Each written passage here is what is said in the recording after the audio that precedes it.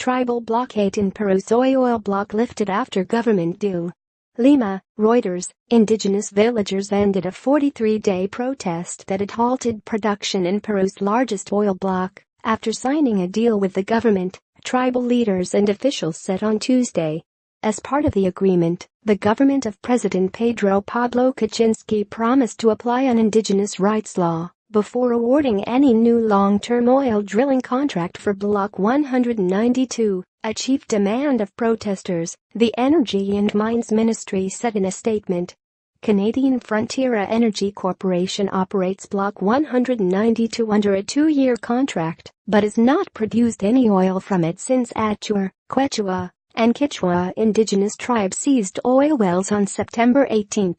Protesters wanted the government to clean up oil pollution in the region and to commit to including tribes in talks on long-term oil drilling plans.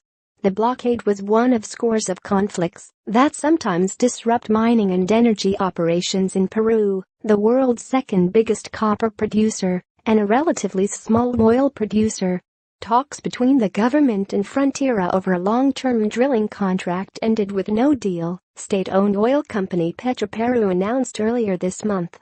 Aurelio Chino, a chieftain in the Pastaza River Basin, told Reuters that protesters were no longer occupying company installations. A statement by the leaders of 16 villages that took part in the protests said the protest would end. The government also promised villagers that it would start implementation of an emergency healthcare program in the next 10 days and would form a commission to direct environmental cleanups in Block 192, the ministry said.